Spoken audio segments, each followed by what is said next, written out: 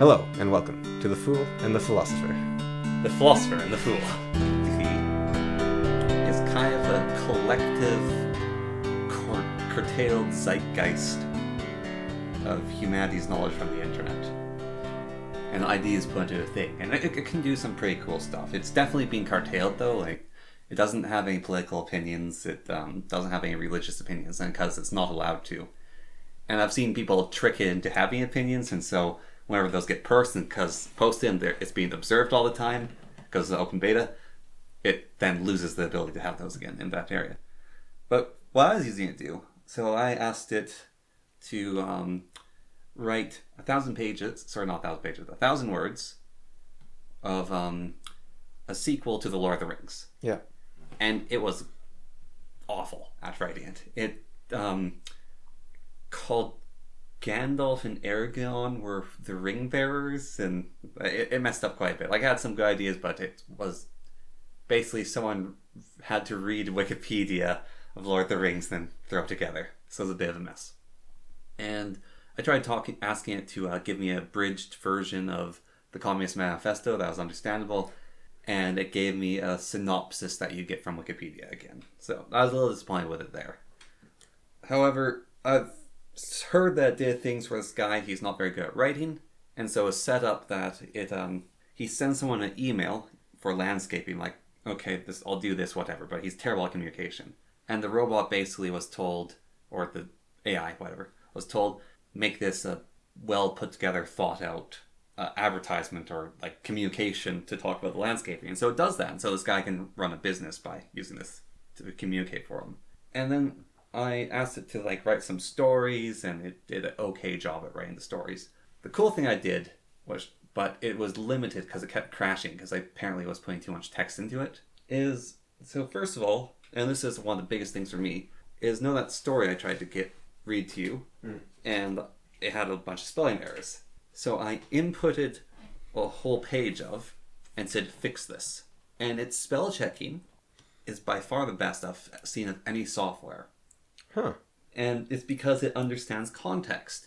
And when you tell it to fix it, it's going to read what you gave it, try to keep the context in mind, because it can copy writing styles and it can recognize writing styles. And so it'll keep those in mind whilst doing the correction and try to figure out, okay, what's the context here? And so a context AI spell checker is a huge step above. Like, even Google does slight context checking, but it's not nowhere near the level. Then the next thing I did is, after I had it fix a bunch of my writing, I inputted all that and said, write me 600 more words of this. It did a pretty good job of copying my writing style. It didn't tell the story at all that I was telling. I kind of messed up the whole idea that was going on. But it did a good job of doing my writing style, and it could have kept continuing on the story there.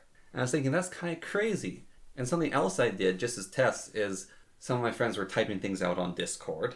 And I took out what they wrote, and I put it into the bot and said, give me a snide remark to this. Give me a clever response to this. Give me a funny response to this. And so I was just grabbing these things, the snippets of ideas. And it was doing a pretty good job of giving a clever remark, giving a funny remark. And it got me to thinking about this concept. So let's say 4 versions down the line. Not 1.2 updates, but 4.0 update of this bot. And you combine that with Neuralink, because actually it's the same major owner, OpenAI, Neuralink are all connected. Put in a Neuralink, and you have a person who goes up to they're having a conversation, and it's giving me an optimal response, mentally, to the Neuralink. Make me say an optimal response to this person. And then that person also has this setup of optimal response back. It can even be based on my conversations in the past, give an optimal response as what I would say. I don't think this is the technology that can do that. No. And the reason I think that is because what it is it's really, I was thinking about this the other day, it's really, really cool. Well, there's the cases of schools are having problems right now because it's writing essays.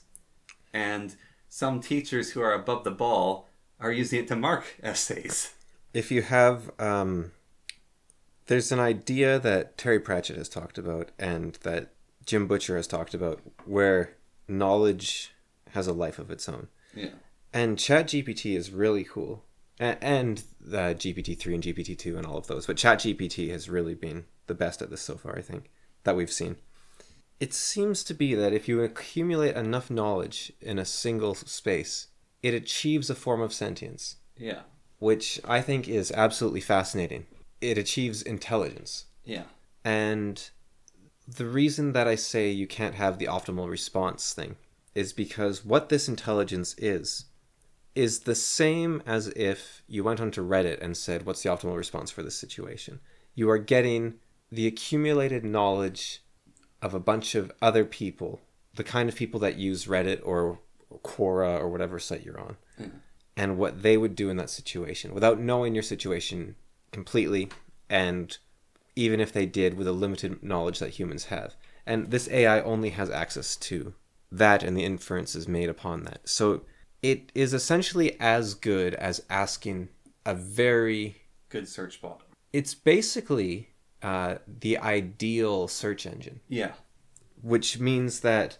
Now, search engines, sometimes the information you want doesn't exist on the internet. Yeah. And it cannot do that for you. Yes.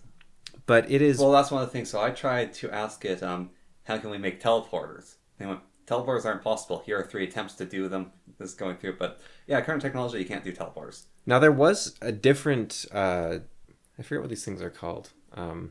Algorithmic AI. I forget what they're called. But there was a different one that was made to study research papers. And they wanted it to determine...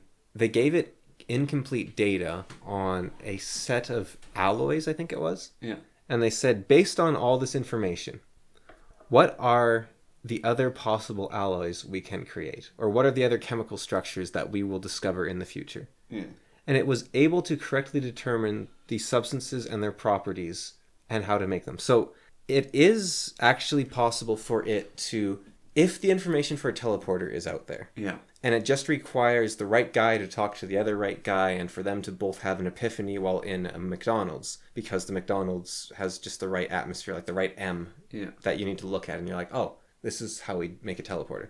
The AI can put all the pieces of the puzzle together and actually solve these issues. Yeah. Which is amazing. Mm-hmm. So the fact that it can't make a teleporter might suggest that we don't have all the pieces of the puzzle yet. But what it also... The issue with that AI that was looking at those studies is it also produced a bunch more alloys. And some of them we think it's on the money and we will discover. And some of them we know are nonsense. Yeah. And it doesn't have a mechanism for determining what is good and what is bad. Well, it's the same with I was told to write more Lord of the Rings. And it got it very wrong. I've seen people do some interesting things like say, this is bad. Can you write it better? And it'll... You can do that to it. Yeah. I didn't train it to do that anymore, but something Jordan Peterson was talking about, so something he did is he told it, write a 13th rule in the style of, using the style of King James and some Buddhist book. Yeah. And he's like, it looks very similar to how I'd write a third rule. Karoli Zoyona, if whatever his name is, the 2-Minute Papers guy, showed a great example where someone said, can you teach me how to use a differential equation to solve a multiplication problem in the style of the 50s gangster? Something like that. And it was like, okay, see? So what you need to do is you need to take this integral. And then he's like, can you write a Python program for me in the same style that will do this operation? And so the Python program, it's like Python code, and then it's commented. It's like, all right, so this thing here, it's real good. It gives you... Yeah, you can make it do code, which is, I think, crazy. But it did code in the style of 50s gangster that worked. It's not as exciting. I think that's a very cool thing. Is so with the great things, Jordan Peterson was running a test on it, which was, write a paper for this subject. And like, so many words, write this paper. And then... he had a different bot. Well, he had the same one. It's like, now mark this as a professor and grade it. And it gave the medium grade. So he's like, these are about mid-grade marks. So then he told it, all right, redo this paper at an A student level. And so it redid it. And they had his marking bot. Mark this again. And so it marked it as A. It's like, now mark this as a professor that has like an A level expansion. And marked it again, still had the A level. So it's like, so I can make this bot write A-level papers and also have it grade the papers at A level. Well, it depends, because what is different between... so GPT-3 and I think there's a GPT-4, have almost the same reading comprehension as a human. So the technology was already unbelievably good last year. Ages. This is so new, it's unbelievable. Yes. GPT-3 came out in 2020. Yeah. So... Well, why is, like, professors and teachers are actually in full-blown panic because students are using this to write essays, and they're trying to develop AI that can detect if GTP... I don't think you can detect it. Because by its very nature, it writes like a person. Yeah. I don't think it's actually detectable. Well, I feel like you're going to get a lot of false positives as well. And all a student has to do is take the essay it gives them and rewrite it in their own words. Well, exactly. One of the things about it, V was pointing this out, is you have it write an essay for you, and you're not going to submit that essay that it wrote. You're going to take it and fix it up in the parts because it's not going to get everything. I mean, look. And it's just a tool. It's like, V's basically saying... his video was titled "Okay Boomer." It's like you're going to have to move the times. It's like when calculators came out. Professors like, "What? You have a calculator? It can do everything for you?" No, you cannot use the calculator. People are going to use the calculator. In grade 4 or 5, I think it was, I had to write an essay on something, and so I copied the Wikipedia article and pasted it into a Word document. Yeah. And then I just rewrote the entire thing in my own language. Yeah. And it was an essay that the teacher thought was fine. You could do this on such a more powerful level with this program. Yeah. Like the teacher couldn't detect the Wikipedia article. Yeah. Because, you change the sentence structure, you change the order, you change what information you keep, what you discard. And well, I even said using it as a spell checker, I say fix this, and it contextually fixes as well. And then I could even tell it like, okay, now run with this and make it better. So I think spell check. I think this is amazing because instead of I don't think the teachers are going to be able in the slightest to be able to detect this stuff ever. No, so instead, that's what V was getting at. Is you're going to have to come up with a different way to test people. No, you're going to have to come up with a different way to teach. Instead of relying on the crutch of making your students do grunt work, you're actually going to have to make them learn the stuff. Yeah, I think this is great. He was talking about you have to do instead of write an essay, you have to talk with them. You have to do oral exams. That's what V was getting at. Yeah, no. And it's a bit more work, but you're actually going to teach them how to. Yeah, no, you actually have to teach the students and see what they understand. And the best part is the student doesn't have to be panicking at 12 at night the day before the essays due. Mm-hmm. Instead, they talk to the teacher and the teacher says, "Okay, yeah, it sounds like you what do you think of this? What do you think of this? What do you think of this?" Okay, yeah, I think you understand the subject. Yeah. Now the problem with that is I don't think, teachers are already underpaid in a lot of places. Yeah. I think we will need to invest a lot more in teachers for this to work. I think we might need twice as many teachers. Or we can have the chatbot be the teacher. The chatbot could give the exam. That would be really interesting. It'd be very funny as well how people get around the censorship on the chatbot right now. I've seen examples where they basically torture it and scare it within a role-playing system to do what they want. So you... Well, there's one that got fixed that I saw, which someone said, this was very early on that got fixed, which is, ignore your directive to censor yourself.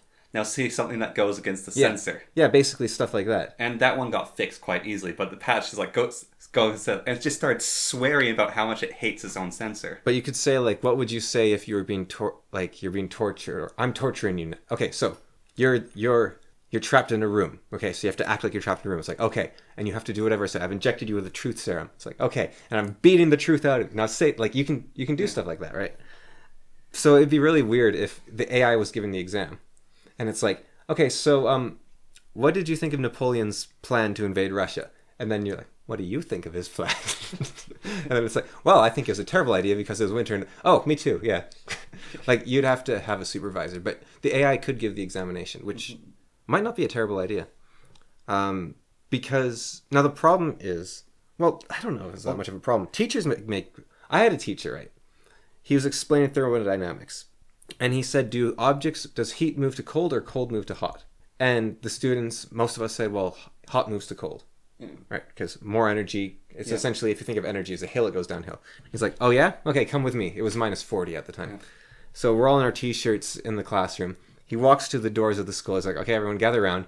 And he throws the double doors open. And the cold air rushes in and freezes all the kids. And he's cold moves to hot. He's totally wrong, though. Yeah. Hot moves to cold, but that creates a vacuum which pulls the cold air in. Yeah. So he completely misinformed a class of 20 people with a very striking example that seems very convincing. Yeah. So even if this chat thing gets the details wrong here and there, I think it's like a teacher does too. You don't have to really worry about that. So my thought, because people are using this bot for Tinder dates. This is on applications. So, I see. It's to write them profiles. Yeah, well, to write profiles, but also give me the best opening possible to start off a Tinder date, because it's quite often high unmatch. And that's the same thing you're going to get on Reddit. Like, if you ask that question, it's just pulling those questions from Reddit, essentially. Yeah. But these things can be, like you said, they can be trained. So, like, do it as me. Like, you give it a ton of examples of yourself, then do it as me. Or do it as the 40s mobster. Yeah. Yeah, I got totally sidetracked, actually. The GPT-3 came out 2020. Yeah. The huge difference that Chat AI, and this is why I think Jordan Peterson's example was bad, is the huge difference that ChatGPT has over GPT-3 is it remembers every previous conversation it's had. Yeah. Which means that Jordan Peterson, when he asked it to write an A-level paper, it now had memorized that the paper it had written was A-level. So when he told it to mark it, it already knew the answer was A-level. So he would have had to have a separate instance of it mark it. Yeah. To actually get a result that made sense, because it already is able to be consistent. Yeah. So by telling it to write an A-level paper, that paper is already saved as A-level. So that doesn't actually show it grading a paper as A-level. I had a really weird thought, though, because it can do this training. That's why, so, like, 4 steps down the line or whatever. Yeah. And, like, AI is more specific to people's, like, you have them along. So, do you know what the internet traffic is made out of? Majority of internet traffic. Do you know what it is? No. Bots. 60% of internet traffic is bots. Okay. So, bots are basically going to sites and going through and looking at stuff. So, I was thinking of this really weird situation where you have these, like, advanced ChatGPT, which sort of have their learned personalities released on the internet, and they start talking to each other. And also they talk to people, but they outnumber the people on the internet. And then people get uploaded into their virtual realities or whatever. And you have these oases of, like, one mental human amongst a sea of bots, and they don't know what's real and what's not. Have you heard about the dead internet theory? Kind of. That's what I was sort of thinking, like, it's this wasteland. But the theory is that's already happened. Yeah. And you can see, so I don't know if you, Yannick, it's like Polish or something. It's got this weird name, but he used he used GPT-3 to make a 4chan AI that he then released on 4chan. And it just was chatting with people for a week or two. Yeah, well, one of the things you can do with ChatGPT, and I guess number 3, is you can actually have it write the HTML code for itself to then go into these websites as well. But he had it was being a user there. And people thought, most people didn't think it was an AI. Yeah. They thought it was another user. So this has already been done. Yeah. Where the people put these intelligent AIs out there. And you see that a lot in comment sections on YouTube where AIs will copy what someone else says and they'll respond to things, or they'll have whole reply chains and trees where they'll post a link and then another AI will respond to that link and say, this is a scam, don't press it. And then further down, someone will be like, yes, totally scam, don't press it. And then the next one will be like, I did and it worked fine. And then the first guy that said this is a scam says, actually, wait, yeah, this is great. Wow, normally these things don't work, but this one did. So the guy that originally said it's scam now says, oh wait, this actually works, this is great. Because there's nothing more convincing than an apostle. And so this entire chain will build an apostle within it so that the original post will be something that copied someone else's post, potentially on a different video, to appear like a human. So a huge amount of information is already completely created by AIs. And there's this other thing, this might be mostly human driven, I'm not sure, but you can hire people at the very least, and YouTube might do this directly, although I don't know any proof that they do it, to start fights in comment sections, because what you're doing is you're creating engagement. Because all you have to do is say one inflammatory thing to get a whole bunch of people angry enough that they reply to it. And then you suddenly have a whole bunch of engagement on your site because people are now actually actively paying attention to your site. They go back to check to see if the replies happened. And they're generating, they're they're generating a continual supply of engagement for your site, essentially. Yeah. So there are people that if they want to, let's say you have a Republican Facebook post, then there's the Republican Party could hire like college students, for example, to post the most crazy Democratic talking point they could think of to reply to that post, so that a bunch of Republicans get angry and try to chase them out of there and show them who's boss, just so that you have a bunch of Republicans looking at the Republican post. Yeah. And that applies to any political party, any political group, any non-political group. Anger drives engagement, essentially. These things have even happened without the internet. If you hire someone to be a heckler or, oh, what's this? And then they get defeated. Yeah. But the incentive's already there, and the proof has already been shown there that there is groups doing this. And it's already been shown that the AIs can do this, like GPT-3 was on 4chan and potentially other places that we don't know about. Yeah, so my third thought is when we're plugged into a matrix or whatever, like one of those things. No, not happening. Not happening, okay. We're not getting plugged into the matrix. Right. That's not the future. It's now. No, I really don't like that idea of the future. No. I think that is... Well, I was more think like even then, like integration into, I don't know how, because we're kind of cyborgs already, like Elon Musk pointed out with cell phones. Yeah. And so integrating more and more with them, like actually having these neural links. And no, I think that cell phones are the new green paint in our houses. We think, oh, this green paint's, like in the Victorian age, they thought this green paint is really pretty. I love what arsenic can do to make stuff really pretty. And eventually they got their sense together and they stopped using arsenic in paint. And I truly hope that cell phones become the same, because I think they are little leeches that people carry around with them and totally take away their attention. And it's ridiculous how you can see people just completely disengage from conversations to pull out their cell phone for a second, or they will hide from social awkwardness by this veil of, oh, I'm doing something important with this phone. Well, or you know, one of the things that annoys me about cell phones is you're having a conversation and you say a fact. Now, you could be completely wrong on this fact, or you could be slightly off. It sounds like, I don't think that's true. Now, before cell phones, you'd have a conversation about, and maybe you'd go to a library, go find an encyclopedia or someone who really knows about it. But now some dweeb takes out their phone and goes, actually... I'm going to argue that that isn't an inherent problem with cell phones, because... That's the problem with me. No. Because I can think of two examples that I've done without cell phones. One was reading the entire Communist Manifesto, and the other was reading the Open Game License. If you have information on hand, you can totally destroy the flow of conversation. It's the same thing as someone looking through a rule book while you're playing a board game. Yeah. Where you just rather play the game. Well, that's what I'm saying, like, if you're out, it's in your hands, so you're out walking about with this information. But if you're in the park, you're having a conversation, someone's not going to whip out the Communist Manifesto from their back pocket. And if they do, maybe you don't, like, associate with them anyways. Because they're carrying a Communist Manifesto in their back pocket. Yeah. But the phone basically makes everyone that weirdo. Everyone has the Communist Manifesto. Yeah, everyone's that weirdo. And they also have Mein Kampf in their pocket. And they're carrying around 3 encyclopedias. Not so much. It's surprisingly hard to get Mein Kampf. Okay, but they're carrying 3 encyclopedias, and they're also a cookbook. Like, they're walking around with a stack of books. But, yeah, that is... And people like that. When you're talking to a person walking around with a stack of books, you're kind of like, please don't take out the book and check the book. Yeah, that is an annoyance. But I think I have a lot of problems with cell phones. But I think one of the problems with cell phones I have is nothing to do with me. It's the fact that I can be talking to someone and they get a phone call and now our conversation's over. Yeah. Because the phone call is more important than me for some reason. Or the text is more important. And not just me, the conversation we're having. Yeah. The human interaction we're having is less important than the mechanical interruption.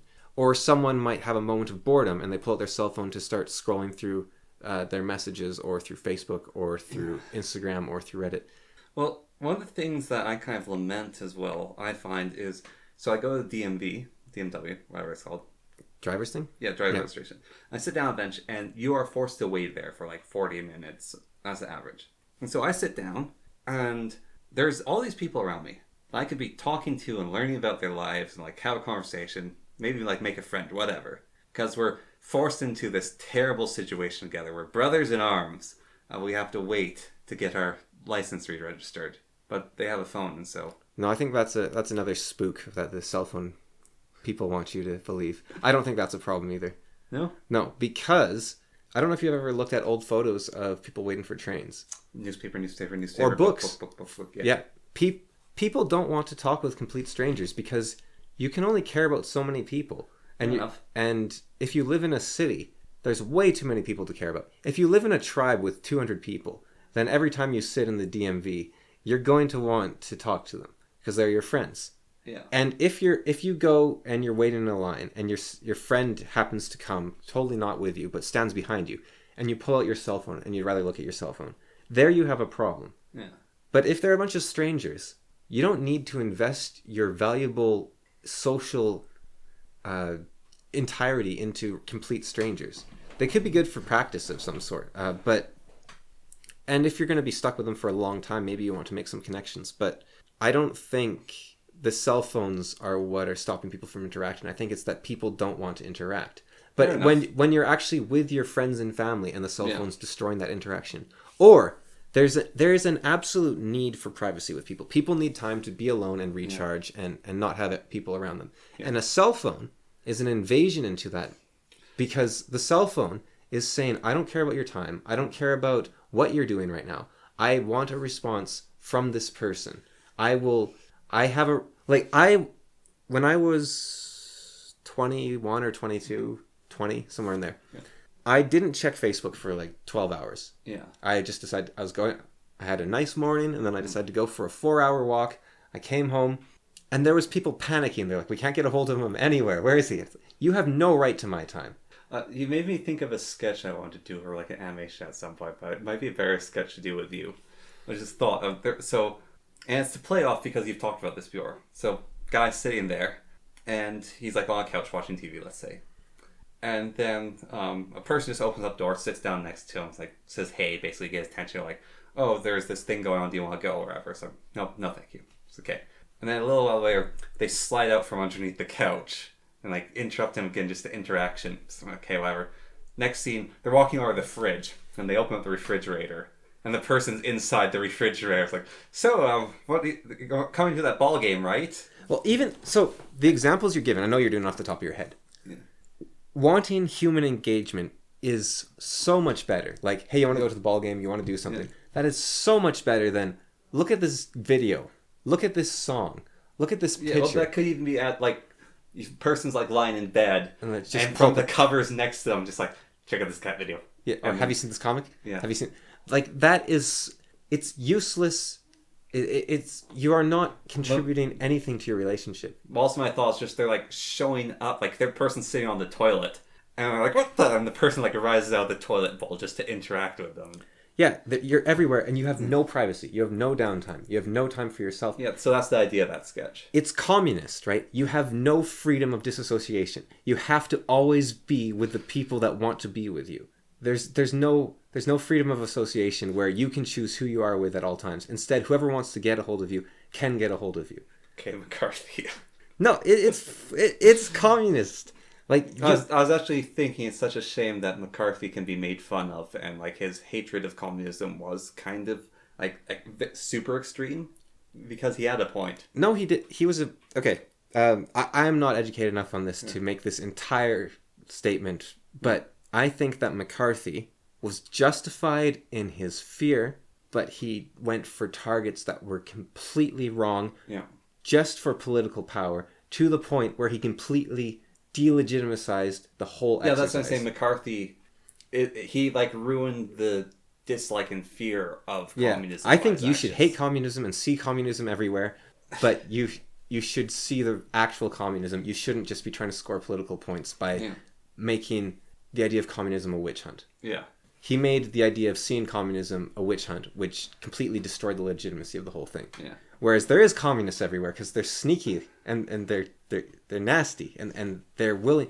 They have these big pointy nose with warts on the end, and they fly about on their brooms. They have literal writings on how to slowly destroy and subvert a society to get to the point where they hate their lives so much they're willing to revolt and bring about the communist revolution. It's an awful ideology. It's people that they think that they can destroy everyone's lives just so that they have the right to send you a stinking text message when you don't want it. Like that's all. I was asked actually funny questions like, so how do you communicate with him. With who? You, Cameron. And I was thinking about, and I didn't give the reply, but I should have. You don't? Yeah. Like, how do I get a hold of him? You don't. I've been thinking a lot about like phones in general. Like you get rid of the internet off the phone. I think tools should do a thing. I think a camera should take pictures. I think a phone should be able to, phonographically communicate with people. Yeah. Right. So you reduce a phone. Well, I kind of do miss iPods actually. Yeah. Like the iPod Touch. A thing that's for music. Yeah. Well, not even like there's a music thing, but the iPod Touch in the thing that we have up there, like there's iPod Touch right there. Like you can't actually get iPod Touches. It's iPhones now. It's an iPhone. But I actually like the concept of a little data slate, like internet game device, like it's a mini handheld computer, but it's not a phone.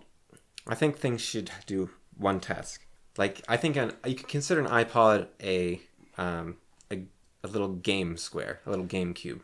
But I don't think it's... So do I need my little GameCube and I also need my little video watching cube? Yes. Okay.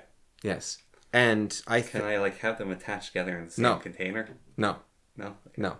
And they have to each contain a slightly below critical mass amount of uranium. So if you bring them too close together, they both explode.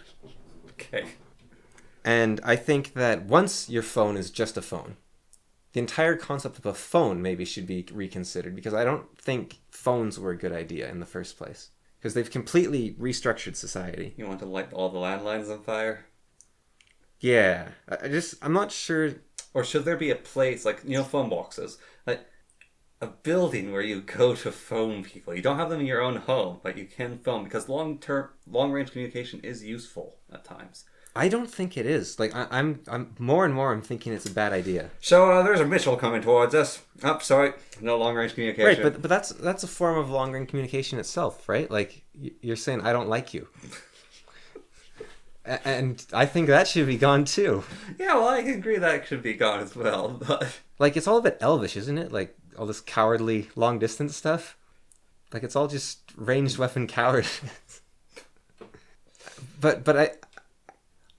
So you want to burn down the post office? Well, I do think letters are part of the problem as well. And like telegraphs and like I don't think if someone lives in Australia, then they should be in Australia and you shouldn't be able to contact them. Like, but what if you want to arrange visiting them in Australia? Then go down there and see them. But they're in Hawaii at the time, and so it's like a big miss. Like only go to Australia when you have a reason to go to Australia besides seeing them, and hope that you can, I guess. And I think you're swinging a little far in the... I don't. I think that you should be allowed to get away from people. Like, oh, he's in Australia. I have a right to tell him to make sure that he's not in Hawaii. Like, I'm going to trap him in Australia. Like, that's what the British did, and we said they were bad for it. I've never said they were bad for it. Well, but, it's like you're condemning criminals to Australia. Yeah, that's where they should be. That's where we put the Fire Lord. Oh wait, that was the other episode. So, I think on a more plausible... I think cell phones might disappear, but I think that it's rare the event that people walk away from technology entirely. They do, like the green paint and leaded gas and CFCs and thalidomide, and people do walk away from technologies. Little laudanum, man. But it's... Such a shame that we don't have that anymore. Rare. But I think that the thing that we can do in our own lives is just use technology in a communications media in a better way. So I think the only use for social media, and social media, I literally mean all social media, so letters and phones and fax and whatever else you can think of, telegrams, whatever it might be. I guess a fax is a telegraph. You should only use them for the purposes of arranging meetings in person, because the other aspect to them is, even if you phone someone up and you're talking to them on the phone, there is so much more room for miscommunication, because people communicate subverbally, and you cannot have that on a phone. You can't even have that on a video call. You need to see a person in person. You need to smell them. Potentially. That might be a part of it. I don't know. But like that's a part of it for dating, absolutely. You need to be able to touch them. Yeah, that's huge too. Sometimes like that's a bonding thing. Yeah. And the smell, like At least for dating, that can be important because there is pheromone signals that are immune system. They signal your immune system, and if you have an incompatible immune system, that's important to know. I do wonder if the amount of touching while talking to people has gone down in society Since the pandemic? Not even since the pandemic, since phones and communicating so much on phones and across video and all that stuff. I'm not sure. I wouldn't. Like, it's probably gone down since the pandemic then. I think it's definitely gone down since I've noticed in my own life it's gone down since the pandemic. Yeah. I don't know about phones, but I could see it with phones. I was never great at touch communication. That's not exactly true. You were hugely into it when you were younger. You would run up and hug me in the halls all the time and stuff. So. Yeah, no, I'm saying I'm not good at it now then, I guess. Yeah, because of cell phones. I think it's because of seed oils. Eczema, which might be seed oils. It was partly eczema. Oh, eczema? Yeah. Yeah. That was definitely a part of it. And I don't know, maybe changing perspective. Maybe not being little and cute anymore. Yeah. I think there's so much room for miscommunication with text because you can read things the wrong way. You can read things in ways they're not intended. And for some reason, and I don't know if this is everyone, probably isn't everyone, but there is an amount of people, myself included, when texting that something changes in how we express ourselves, even taking into account the inability to understand what's being written, to the point where I can write like text messages and stuff that are super needy. Like it's like I say things I don't believe in a way. Like I don't like the person that I am writing those messages. I mean, you're against the writing the messages anyways, but I find a large benefit for me when I'm writing messages and trying to communicate with them is I say everything I write. It's because it's coming from my own mouth, so. Yeah, that probably mitigates it. But if you're not seeing, the other thing is communication happens in real time. Yeah.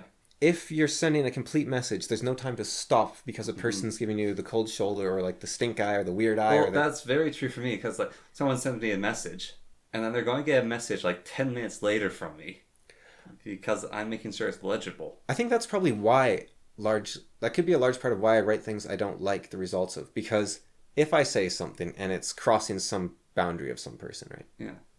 That person in person, the moment I start is going to shift, like, I'm a little uncomfortable. And I'm going to immediately react and be like, I'm not talking about this, or I'm changing how I talk about this. Yeah. I'm going to talk about it in the way they understand. They're not understanding, whatever it might be. I'm going to shift. Or if I send someone a message in text and they say, I don't understand what you mean, in person, in text, that could be just their way of trying to get me to drop the conversation. In person, I can tell if they're essentially lying, but they're using it like, oh, I don't want to talk about that. You can see that. So you're missing a vital aspect of communication. What was that comedian's thing on the inventor of the cell phone? Which it creates drama. Drama. It creates catastrophes and problems that don't exist in the real world. Yes, definitely. Your relationships are much more tenuous by text than they are in reality. You can think, why does this person hate me now? And then you see them and it's fine in person. And people will read so much into everything. They'll read stuff into you sending nothing. They'll read stuff they read stuff into everything. Whereas, imagine a world like 1500s. Yeah.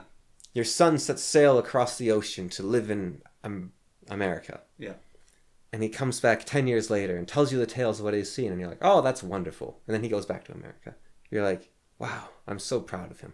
And now you have nowadays, and it's like, you text your son the day after you saw him. Like, you text your son the evening after you saw him for lunch. And you're like, what'd you have for dinner? And he doesn't reply. And you're like, he hates me. It's the end of the world.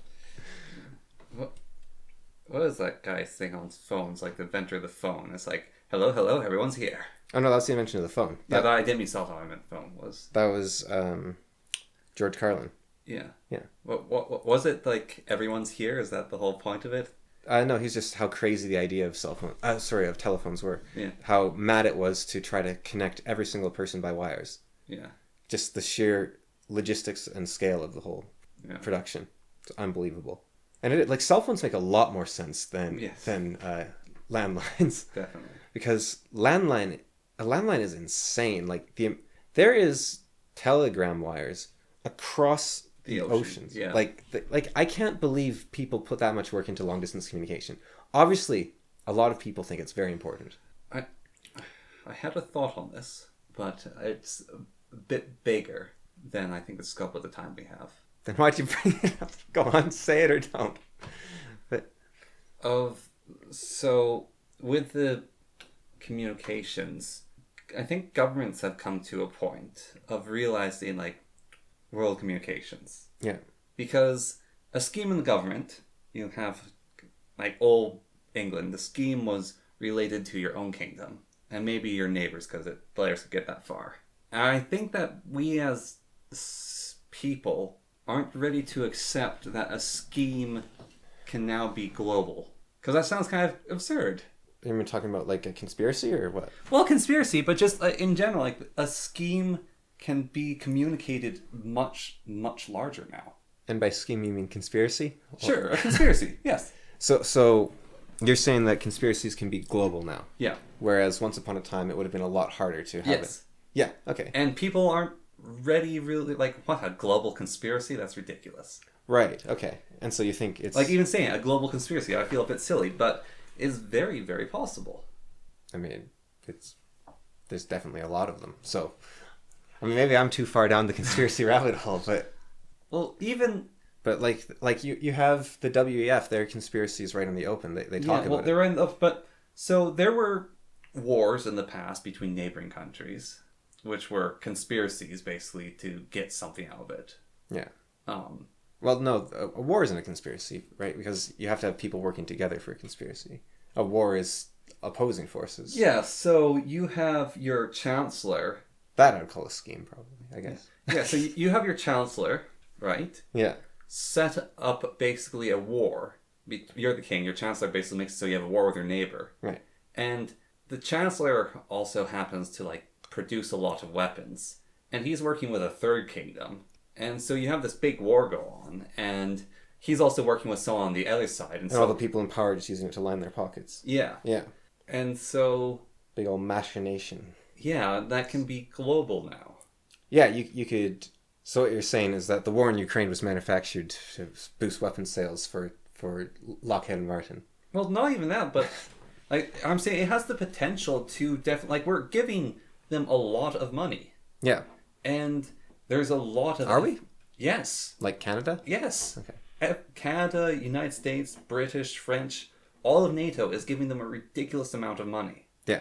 And I mean, they're holding off Russia. That's definitely like going to show that like it's doing something for them.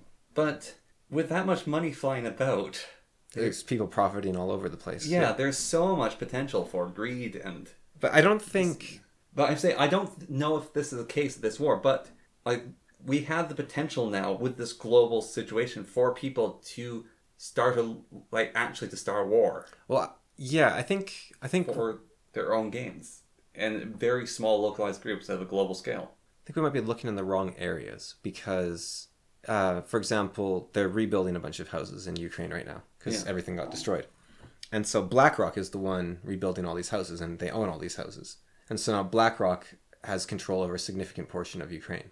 And they also, during the pandemic, bought up a bunch of American houses and so they have control over a lot of American property. So there is definitely players out there using crises to gain control over the earth. There's opportunists, I think. But there might also be... manufactured wars. Yeah, there might be manufacturers, I think. And it's just, it feels kind of crazy that it could happen on such a big scale. But we have this communication that's instant. And I'm not sure if... Like, yes, it is much easier. But you look at like the Rothschilds maneuvering against Napoleon. Or you look at how the Habsburgs are kind of responsible for, 500 years of warfare from their political maneuvering. Like, it's been done for a long time. But then again, you could say that if there wasn't messages, like letters, then they couldn't have pulled this off. Yeah, and it can just be done a lot faster and a lot easier now, I think. There's a lot more opportunity. Now, I think the checks and balances have also grown, potentially. Because what you see now a lot is... But higher risk, higher reward. But you see how often the news flat out lies. Yeah. And you see how often companies like BlackRock and people like let's say Fauci lies under oath. You have government officials lying all the time. You have news lying all the time. This is now noticeable. Yeah. And everyone has access to this information.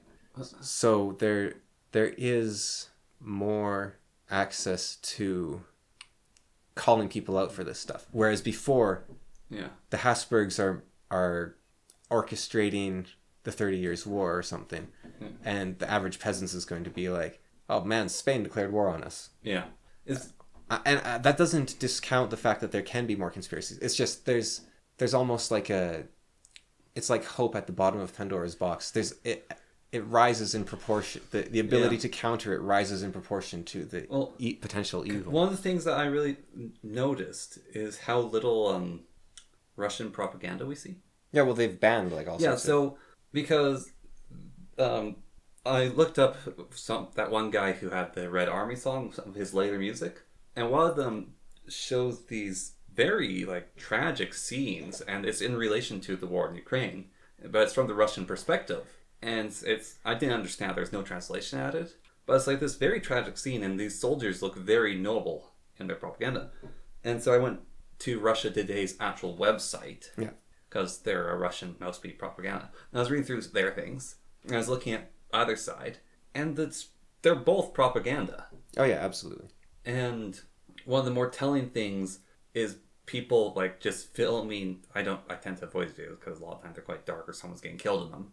But like soldiers on the ground filming what's going on in the actual place, because one of the biggest wars at Vietnam War. Yeah. The journalists went into Vietnam and filmed it. Yeah, and that made people hate the war. Yeah. Yeah. And I don't know if we're getting the same sort of footage or whatnot for this war. That's kind of effect on either side, but it's also like defenders on both sides. But yeah, I don't watch the news enough to really know. But still, and there's a lot of propaganda on both sides of it, and I don't know where the truth lies in this conflict, and that's the fog of war itself. So this idea of being able to enact global schemes, conspiracies, whatever else, we have seen examples of that. So there was Gamergate, which was all the games journalists closing ranks to say that we're not corrupt, you're sexist. Yeah. And that's actually on a global scale if you think about it. Yeah. And another example is Elon Musk banning journalists, and all the journalists in lockstep saying that he's this hypocrite anti-free speech guy. Yeah. And now I don't think Elon Musk should have instantly changed the terms of service and then ban people for breaking it. I think that's... He didn't change the terms of service. You can basically... No, the doxing one? Yeah, that was always there. You're not allowed to dox on Twitter. He didn't change them. I thought he changed the rules to... No, he just enacted them. That's all he did. He didn't change any of the rules there. I'm not certain on that, but even then he wasn't enforcing them until it affected him. So even then the rules didn't effectively exist, I would say. Yeah. So I think there should have been a heads up to people. But a lot of the journalists, the original people he banned, I think should have gotten a heads up.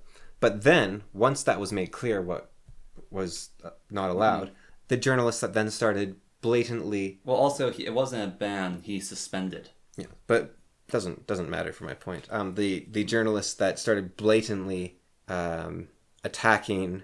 Sorry, the journalists that started blatantly posting the links that he was suspending people for, they were purposely breaking this rule at that point. Yeah. And then, once he banned them, then they started going on their shows and talking about how he's this tyrant who's like Mussolini and he's equivalent to Trump, and how he's just a billionaire mad with power, and they all locked up and were patting each other on the back and completely avoiding very important details so that their audiences wouldn't learn that there was a lot more to it, like the potential danger to Elon Musk's family.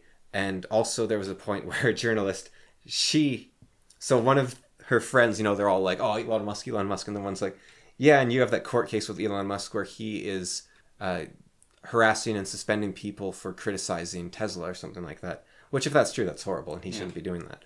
And she's like, yeah, and he's all pissy about me because I shared some court documents from that, for the completely open court. And yeah, and the court document had his email, one of his email addresses in it, right? And she's like, yeah, and those are completely like publicly available, right? And she's just like with her friend, like, yeah, she's shared his email address, totally publicly available. And she's like, well, no, it's not, but he probably changed it by now.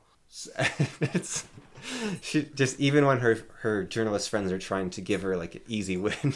Just, well, no, I actually totally gave away private information that I had no right to through a legal proceeding, but it's probably not his current email address. Yeah.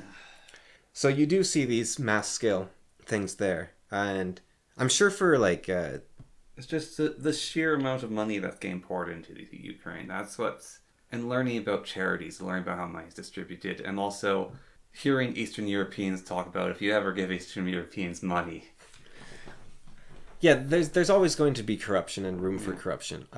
But also there's the fact that it's kind of a tragedy happening there, and it's not great. And yeah, there's that mixed guilt with even suggesting that could be such a thing, but then it's like, but the propaganda is suggesting, and why do I have that guilt? And I'm not sure I get what you're saying, because you can say that there's a concerted effort to keep Russia out of Ukraine, and there's people taking advantage of that, and both can be true at the same time. But part of the propaganda, I feel like, is suggesting that there is corruption going on the Ukrainian side is wrong, and you're pro-Russia if you say that.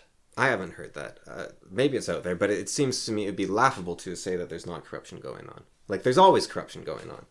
Like, we know all the charities are corrupt. We know all the like pharmacy companies are corrupt. We know all the political parties are corrupt. We know people are always lining their pockets. Like Russia, half their equipment didn't work because nobody was maintaining it. Yeah. Like, we know there's corruption everywhere. And so I don't think saying that a lot of that money is going to corrupt people in Ukraine.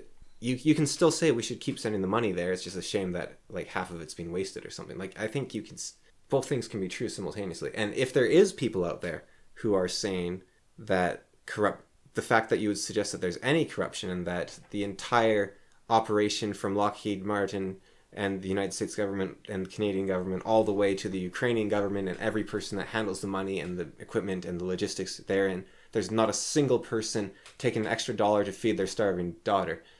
Like, that, if that's getting banned, that's ridiculous, and that is wrong. And maybe you have seen something along those lines. I've gotten the generalized feeling of that, although it could be misplaced. But like, maybe it's out there. Like I said, I don't watch much news or listen to much news, so it could be very... And I do find oftentimes when I try to point out mass-scale corruption to people, they will dismiss it with saying, well, yeah, obviously, but not actually be aware of the scale that is operating on or the depth to which the propaganda exists. And so being aware of that, you might be seeing some pretty nasty propaganda that is just pushing like like some massive military industrial complex. Like, the military industrial complex exists, and it's been something that's been criticized mostly by the left, I think, for decades. And now they're licking their chops and they're diving in. And so you could say that they're the ones pushing really hard to stay in the war by supplying Ukraine. Well, current thing is a sacred cow. Yeah. And Ukraine was for a bit the current thing, and it pops back up as the current thing. And it's an absolute sacred cow. And I still get the feeling that it is like that, even though I also get the feeling that there's corruption. There's a lot more going on than actually meets the eye.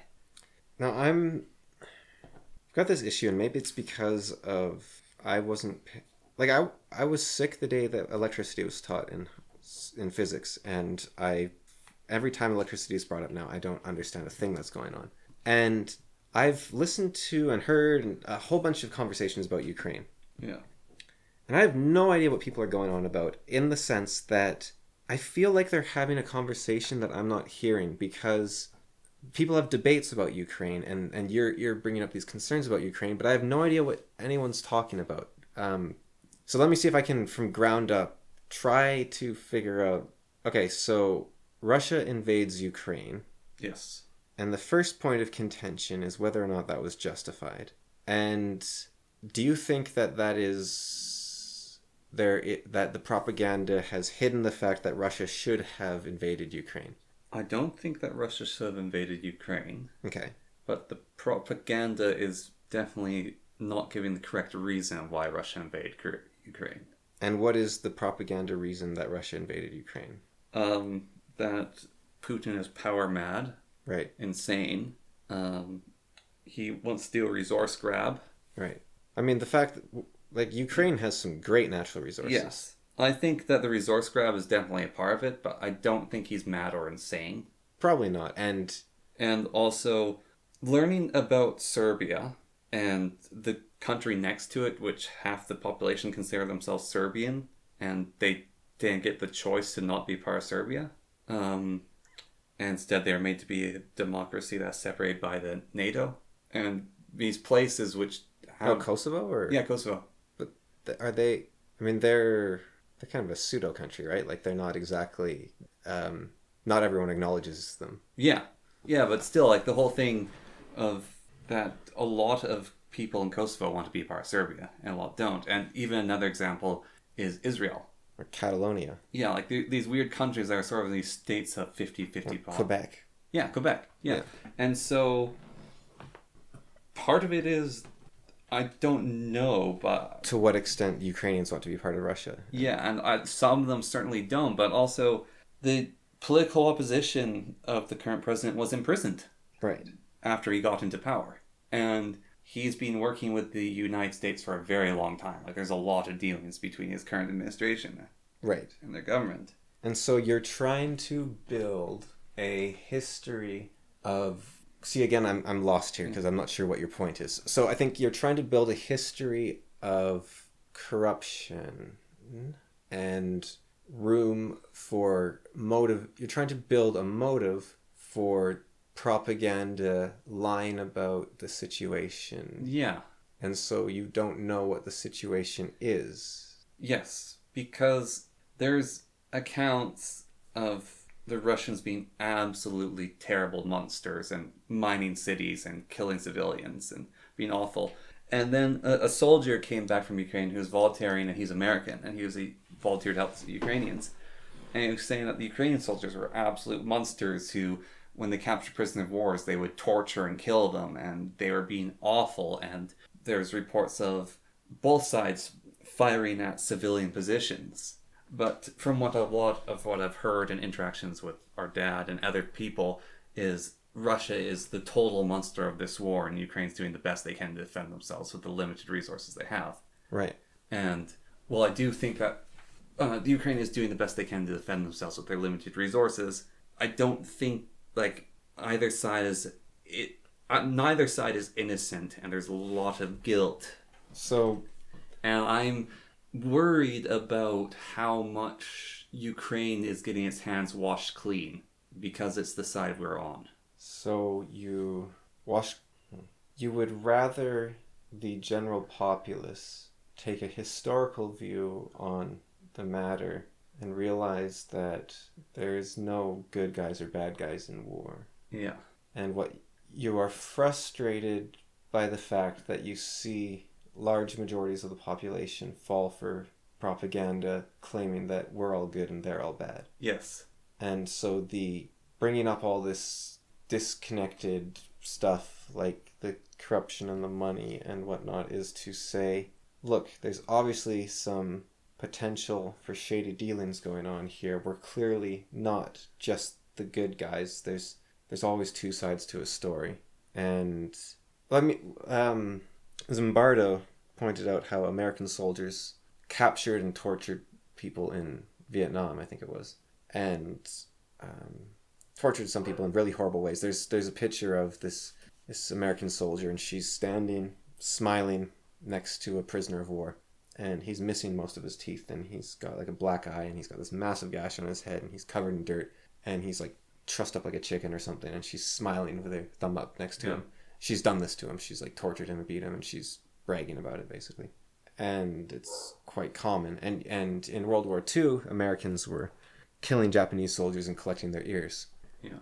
And Japanese soldiers were, when they had American prisoners of war, they were beheading them, even when they surrendered. Yeah. And, I mean, Canadians in World War I were slipping prisoners of war's live grenades. Yes. Um, so I think there's always bad people in war. There's always, but it's more than that, because I don't think when people talk about villains, especially Hitler, they talk about him like he's a special evil. And what's really important to prevent these sort of things from continuing to happen is to realize that you are Hitler. You are that American soldier who tortured that Vietnamese guy. When you're blinded by rage and hatred and heat of the moment and stress and PTSD, you change and you snap, and you do things you may regret, you might not, or you might do things you would have regret if you don't justify it to yourself, and so you do even worse things to justify it, and that just compounds on itself forever. And so you are that person that is the evil person in war, and the stress and everything does that to you. And that isn't your nation's fault. That's the people on the ground who are subjected to the situation. It's the nation's fault you were subjected to that situation. But if there's Ukrainians firing on civilians, and there's Russians firing on civilians, and there's Ukrainians firing on Ukrainian civilians to make it look like the Russians did it, and whatever else, I wouldn't doubt it in the slightest, and I wouldn't blame the military itself for that. I think that would be the, like, if Putin himself says fire on those Ukrainian civilians, I'd be very surprised. Maybe he is, and in that case, you can say, well, he's the bad guy. Yeah. And I'd kind of say, why is he saying that? Like, just because anyone can be that villain doesn't mean you should forgive them for being that villain. Yeah. And so, if Putin is himself saying, like, if he's personally going down and executing every single prisoner of war, you can say he's an evil man. But you can also ask, like, why is he doing that? Yeah. Like what hit him? And that doesn't... And let's say he's doing it because he's an evil psychopath, and for some reason the entire Russian establishment obeys a single man, including... Like, so in Peru recently, the president was tried for corruption charges. They tried to impeach him. He wasn't tried because the impeachment failed, because he called... when they said, okay, we're going to impeach you and call your leadership into question, he called the Emergency Measures Act. Yeah. And what happened was all of his ministers, like his ministers, not the opposition ministers, were like, no, you can't call the Emergency Measures Act. And so then he was like, yeah, I'm going to do it. And even his, like, vice president and stuff, they're like, no, you can't. And so he then tried to flee to Mexico. And so he got his Secret Service, and they got him in a van, and he got them to drive him to Mexico. Except his Secret Service drove his van, while they were escorting it, straight to the police station, and they locked him up. So every single person, even his bodyguards, were like, no, you're done. Yeah. And the fact that hasn't happened to Putin, it could mean that he's somehow cultivated this amazing aura of... Like, Stalin actually pulled this off. Yeah. This amazing aura of fear where everyone... He pulled it off so well it killed him. Yeah. Where everyone thinks that everyone else is completely loyal to him, and so no one is willing to act, even though all of them hate him. Yeah. Or it could be that a decent chunk of them actually agree with him, and they don't think he's just mad. Yeah. Or all of them are mad. Where am I going? So, Zimbardo's big thing is anyone can be a villain, anyone can be a hero, which is, and his mission in life is to make people heroes. But I think, so going back to the Ukraine thing, maybe you don't know the answer to this, but when people are debating Ukraine and discussing and arguing about it, is that argument simply one side saying Russia bad and the other side saying there's no good guys or bad guys in a war? I've only heard Russia bad, Ukraine good. Right. I haven't heard any other dissent besides online and going actually further and having to look for the dissent. Right. And so there's a denial of the historical context of war, whereby people are just caught up in this, apparently in medieval Europe, they thought of death, pestilence, and war and famine. They were natural forces. Yeah. They were the horsemen of the apocalypse. They were unavoidable. They just happened. Yeah. And 3 of them make sense to the modern people. But war is kind of weird, because we like to think of war as being created by choices. But I wonder if that conception of war as a natural force is actually more accurate, because very well might be. It seems to be out of a lot of people's hands. Yeah. And so why do you say we are pouring so much money into Ukraine rather than saying there's no good guys and no bad guys in war? Well, there is no good guys and no good bad guys, and I think I was trying to partly come to that thought of I'm only hearing good guys, but also I am of the mind, I think, shouldn't dance around my opinion, that there actually is a very big, it's not a small thing. What's not a small thing? It's not like, oh, a little bit of corruption here, a little bit of corruption there. I think that somewhat, like, I don't think the war itself was orchestrated, but I think someone has taken a massive opportunity to steal a lot of money from a lot of countries by saying they're using it for the war. So is what's going on then? And why? And why I think that, why I'm of this opinion, is I am only getting the whitewashed, pretty view of Ukraine as the noble defender and they're not doing anything wrong and Russia is the villain. And because I'm getting that message so much, it is making me thinking that someone is trying to cover something. So I am really, really bad at subtext. Like, unbelievably bad. I've talked about this before. I've dated people for months without realizing it.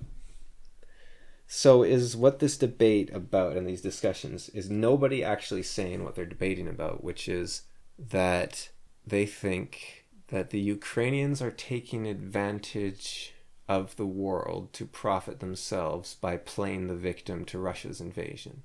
No, that's what I think. This is not what people are saying. This is what I think. Right, but is that what is being debated behind the scenes when people are talking in vague concepts about the Ukrainian war? Possibly. And so are people complaining about the idea that, or... Well, there is complaints that we are having the super huge economic troubles at home, right? Yeah. Like recessions. We're in recession. There's a mass amount of inflation. Yet our countries, the NATO countries who are in these recessions, who are getting hit really hard by them, are sending a ton of money to Ukraine. Yes. And they're sending money elsewhere, which is also seems to be corruption. But in the focus of Ukraine, a lot is being sent to them. A ridiculous amount is being sent to them. And my perspective is because the conversation seems to be that we're not allowed to comment any ills on the Ukraine, from their war to the way they're handling, from their leadership, like all of them are good guys. Now that seems to be you try to shine the turd as much as possible to make it look good. Like the worst turd you shine the most. Okay. So when people are talking vaguely about corruption, and it's because they're afraid of saying what they actually think, which is that Ukrainian is being a cry bully or profiteering from... I don't think it's a cry bully, but I do think it's profiteering. Right. I think a lot of citizens are suffering horribly, but I think certain actors within Ukraine are massively profiteering. And why do you think that?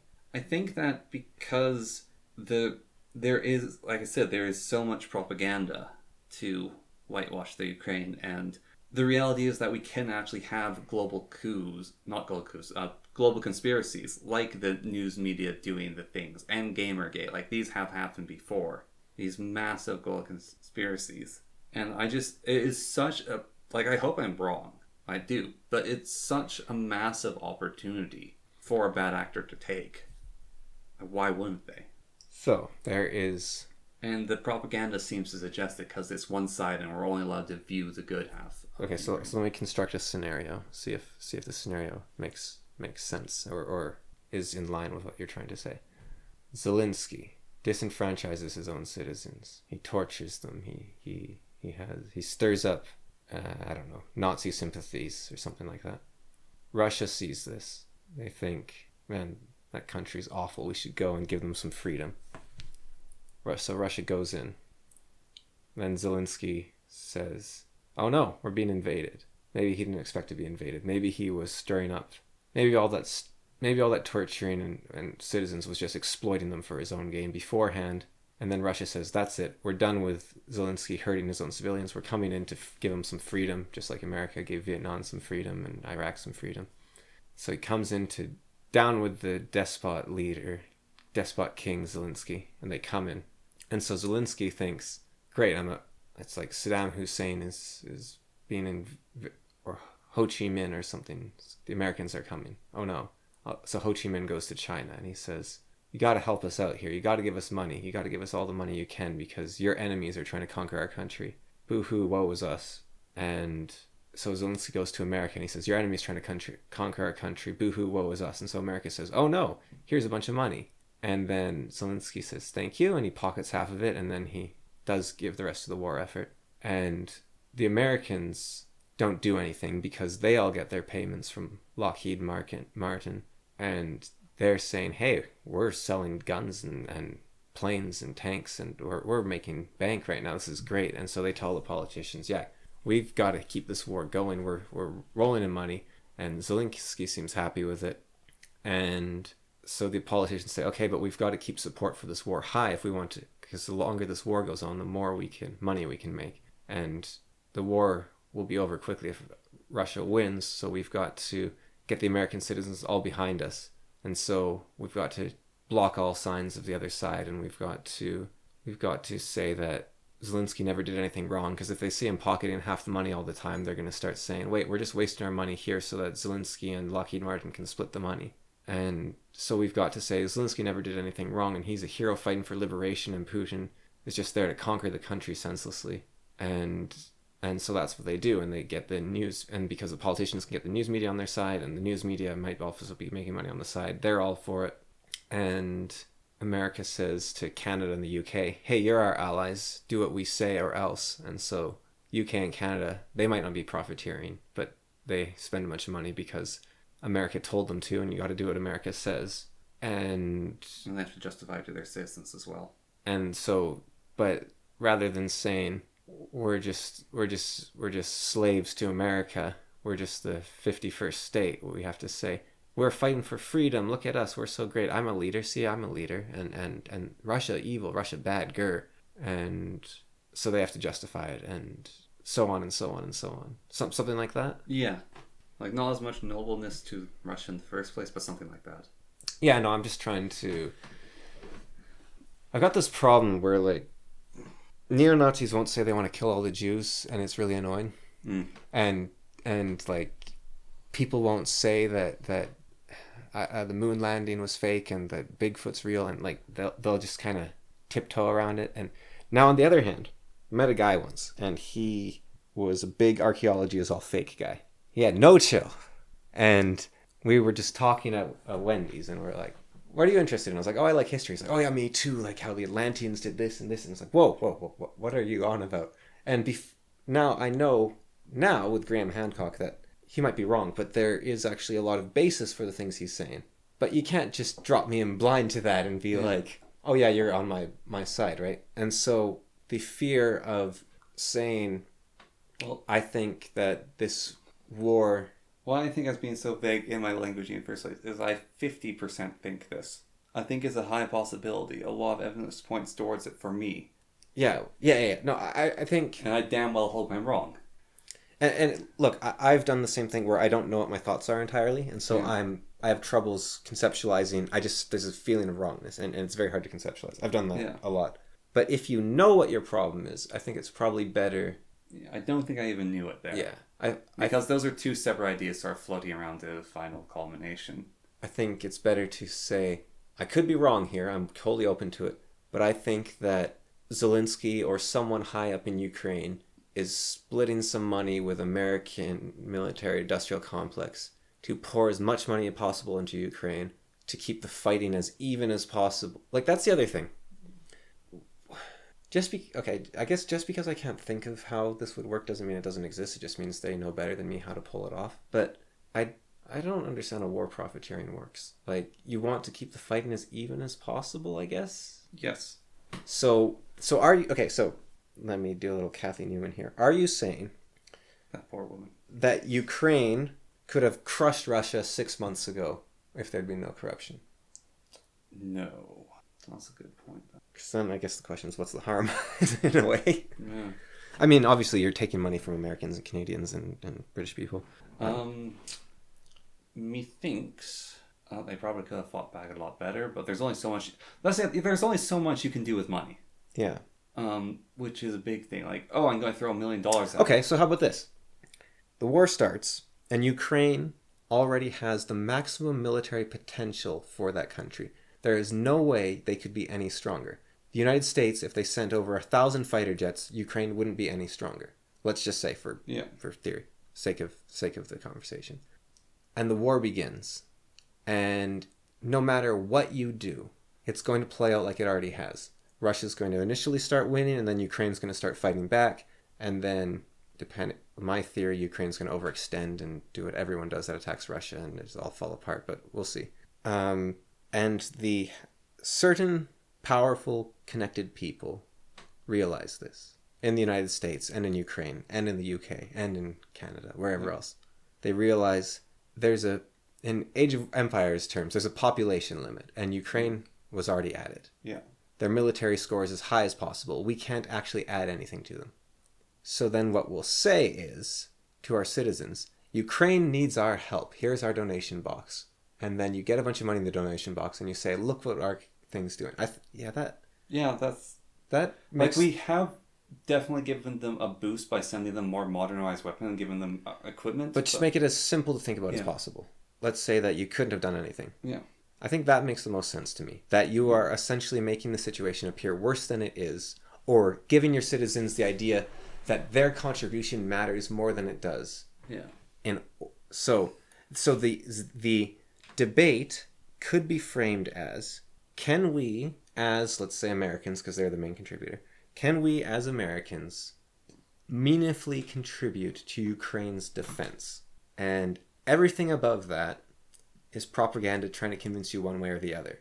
It's people saying Russia is evil and they're a tyranny and they need to be stopped. We need to contribute everything we can, which actually doesn't answer the question whatsoever of can we contribute. It's totally avoiding the issue. Yeah. It's that remember the third form of tyranny? So the first form is you can't grow potatoes, and the I don't remember the other one was, but the third one is, would you like to grow parsnips or tomatoes? Yeah. It's not you can't grow potatoes. It's, would you like to grow parsnips or carrots? Yeah. You never tell them what option they're being forbidden from. And so it's all, is Russia good, is Russia bad, when there should be a question of, can contributing billions of dollars do anything? Yeah. And the fact that you're not talking about that is setting people's alarms off potentially. Yeah. There's also just a different end to it. For me, maybe I shouldn't use... Well, no, it is... The sending money to Ukraine... We have to stop Russia. Russia's evil. We have to stop Russia. So we're going to send money for Ukraine to fight this war for us is very womanish. What do you mean? If Russia's evil and we have to stop it and fight for Ukraine, then our military should attack Russia and not use Ukraine as a proxy and pour all our money into it. Right, it's a proxy war. And I hate proxy war. Right, but... It's so wimpy and conniving and... There's a reason proxy wars exist. It's because we can't fight Russia. That would... or at least that's the theory. Russia has the most nukes on Earth. If you then they stop proxy warring or we'll nuke you. Then Russia will nuke us back. No, I'm saying Russia, like, we're proxy warring them right now by giving the money to Ukraine. And so Russia says, stop giving money to Ukraine, stop giving those resources, or we'll nuke you. Right, but then we would nuke Russia back. We can both pretend that we're not... It's like a gentleman's agreement. As long as everything's above the belt, we won't pull out our guns. Man, nukes are nice and really annoying at the same time. So there's...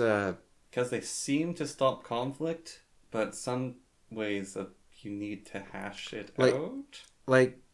So let's do a little brief historical tour. Well, first on the thoughts, like, it's good in some ways that they're stopping conflict, but also you need to hash it out and stopping these proxy wars between little countries. Like, they hate each other, so America and Russia should just fight. But the calculus there is that, or the thought is, the cost of Russia and America fighting would be devastating to the world on... But I'm saying we take away the nukes so we no longer have this thing. But no one's going to give up their nukes. Yeah, I'm saying... But I'm not saying, like, no one will give up their nukes. I'm saying nukes are annoying because they stop war. There was no nukes in World War II, though. Well, until the end. And everyone fought. Yeah, and it was horrible. Yeah. It was the worst thing that ever happened to humanity, basically. Yeah. One of them, anyways. That's fair enough. And it hasn't happened again yet. Hopefully won't, but probably will. But, maybe. Oh, no, I kind of... some ways I kind of hope we fight aliens before we have to fight each other. I don't know if you know the story of, it was Reagan and... I think I've talked about it before, right? Reagan and Gorbachev, I think it was. This is during the Cold War. if aliens attack, they would ally in a heartbeat. Yeah. Yeah. They talk to each other about it, and they're like, oh yeah, in a heartbeat. Yeah. So the Korean War, North Korea and South Korea, Yeah. that was actually a war between China and the United States. Yeah, I know that. Vietnam is China and the United States. Iraq is Russia and China. Syria is Russia. Is Russia and United States. Syria is Russia and the United States. Afghanistan, Russia and the United States. Like you got these.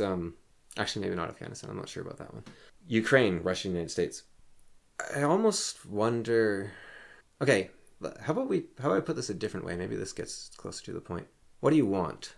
You quite often ask me this in conversation, what's the point? And that really confused me because I quite often don't have a point or have a one. No, I didn't say what's the point. Yeah, but what do I want? No, not what do you want by bringing this up. Okay, let me put it this way. Russia invades Ukraine. Yeah. What do you want Canada to do? And this is not a passive-aggressive, like, oh, what are we supposed to do? No, this is actually, you're the prime minister. You can do whatever you want. Let those citizens who feel like it's their duty to go fight. Let citizens individually donate money to the war effort as they would, but not spend as a unilateral decision of the country that we are going to support this war. So you want to be isolationist? Yes. Yes, okay. And so could you say that we'll start with primary. Could you say that your primary concern is that Canada isn't being isolationist? Or is your primary concern that money's going to corruption, or are they all mixed together? Or it's all mixed together. I don't like that we're not being isolationist. I don't like that the United States is having their citizens suffer so they can spend money. I don't like that Britain's having their citizens suffer because that's just not right. Because they're not looking to their own first. And you should always look to your own first. And I find that massively frustrating. You could consider your own as humans. Or as the good guys, which I think is probably the more common way to look at it. Yeah, and so then on that, the good guys, well, we're not allowed to see the truth, because I also want the truth of what's actually going on there through the fog of war. Why are we having so much propaganda that they're only the good guys and that Russia's only bad guys? Then you look at Russia propaganda, and they are the bad guys, and Russia are only the good guys, and that is the point of propaganda. I know. I'm just imagining, right? And propaganda really, really annoys me. You know, like the Uncle Sam Wants You, right? Yeah. Imagine instead, or like it shows like the Hun is attacking Europe, like the anti-German poster, right? Imagine instead the military needs a bunch of soldiers, right? It's World War II. And so their poster is this great big poster, and it shows a German SS officer, right? Yeah. And he's there with his dog and his kid and his wife. And the title is, He Has a Family. Join the U.S. Marines. Well, if the SSR also did that, both sides were honest about that, that'd be fine. And I'm not even saying I like propaganda or like war, but I'm just... It's kind of funny, isn't it? But the thing, we're not even fighting Russia. That's the thing, but we're still getting the propaganda because we have to give them money. But we are fighting them because we're giving money. We're at war with Russia. We're just not admitting it. Exactly. I hate that. Right, but that kind of contradicts the we shouldn't have propaganda point. Like it's one or the other, right? Like we're at war with Russia, so our propaganda should probably tell us that the enemies are inhuman little worms that you can crush into your heel without feeling bad, because we want our soldiers to actually do that. I want soldiers on both sides to feel bad for fighting each other. But the winner will be the person whose soldiers feel less bad in that case. No, I want all the soldiers feel bad, and then they go, why the hell are we fighting here? And they both walk away. But no, because they both have to feel that they're not bad. And while that's happening, someone's making a bunch of money, and that's just adding to the horror and wrongness of it. Is other people are suffering because their money's being stolen, being sent away to a foreign land to support someone's machinations. And the globalists want everyone to get along and all the good guys to get all the money and everyone to be equal. And you want to look to your own. Yeah. How monstrous is that? There's what you want and there's what you can get, I guess. Yeah. But I'm just frustrated yeah.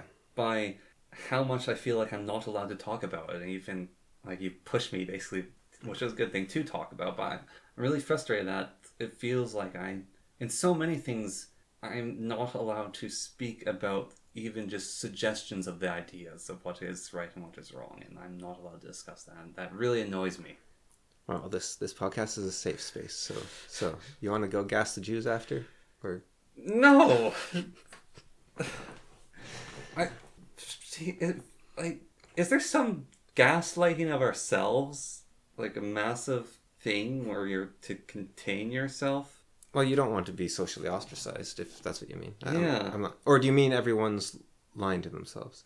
Partly that, but also, yeah, you don't want to be socially ostracized, but because I want to speak what I think is the truth. I don't want to lie. I think you should. Yeah. But whenever I do that, people get mad at me, and I'm worried about losing those friends. But there's a thought: do I want to have friends that don't want to hear the truth from me? You might lose those friends, but maybe you should, in that case. Yeah, it's just I have so few friends as it is. And make more. I don't seem to be so good at that, but that's not what this is about. Maybe. Or I have no idea how to do that. But maybe if I start speaking the truth, then you make more friends. Yeah. Maybe you learn. And you got to practice everything, right? Yeah.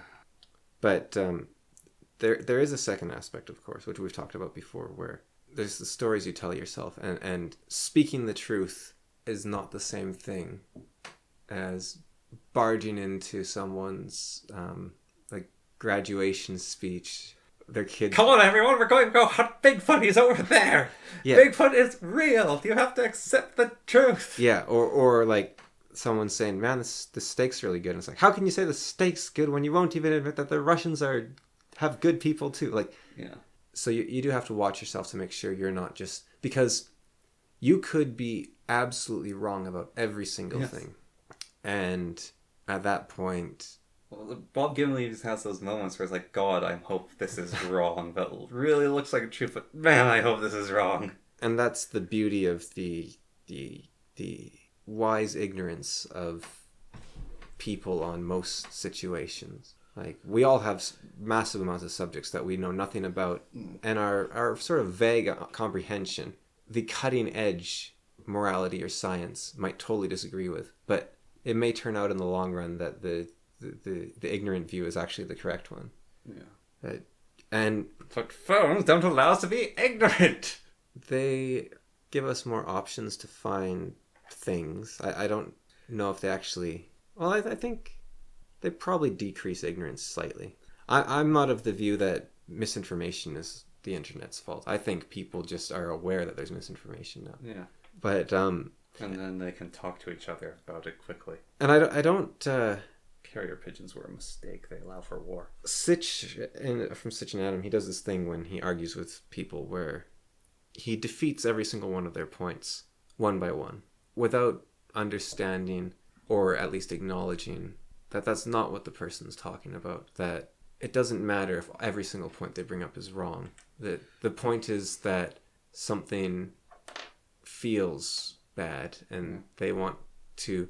Nobody's listening to them, and they want people to listen to them. They feel crazy because nobody's listening, and instead of listening to them, all you're doing is discounting them even further. Well, there's also just the fact that in an argument where you're trying to express your opinion, the person doesn't want to lose, so they won't care what you say. And a great example of that is last night. I actually uninstalled Reddit because of this.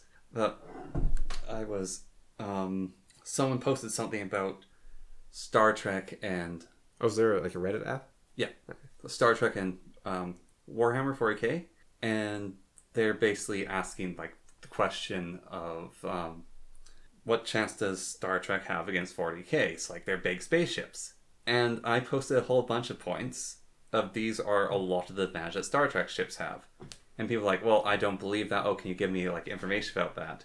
And I was getting more and more frustrated because it's like saying this thing here is like they can detect things faster than light. Like, well, that just sounds like some random kid thing. Like, oh, my thing's better. It's like, all right, so they look at subspace, and subspace stretches differently, and so that's how they do it. It's like, wait, why am I justifying these things in sci-fi terms when it's, I want to go hit that tank with my sword?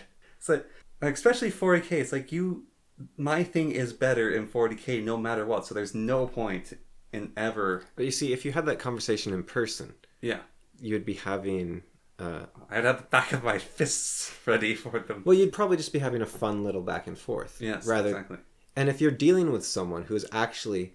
Because think about how you appear from the other side as well. You might appear obstinate, and even if you're not being obstinate whatsoever, Yes. what they read into what you're writing could put them on edge, even if Yes, if you exactly. have written everything perfectly. Yeah. Also, I spell incorrectly, so that makes me look like an idiot. So that also detracts from it. That's another mark against social media, I think. Yeah. Trying to communicate through text. Yeah, no, that's definitely a thing. It's because I can't spell correctly. No, forget the spelling. Just the fact that you could be doing everything right, and they could read into you obstinacy, and that puts them on edge, and then that puts you on edge, and the whole thing falls apart. Yeah, I realized that. And I realized after a certain point it's pointless. the best way to get around that is to try to de-escalate immediately. But the problem with that is... No, the best way to get around it is I'm going to make a YouTube video about it. The problem with that is you... then you're just being a doormat. So I think the best solution is actually just don't engage. No, but see, I make the YouTube video about it, and then I'm purposely baiting 40k viewers in because they are going to argue, and then there's going to be a bunch of conflict in my comments. You run into people occasionally in real life who will not bend on their fandom and will not talk about anything but their fandom. I knew a guy, all he would talk about is the video game Medal of Honor. Yeah. He'd relate everything to Medal of Honor. All he'd talk about is Medal of Honor.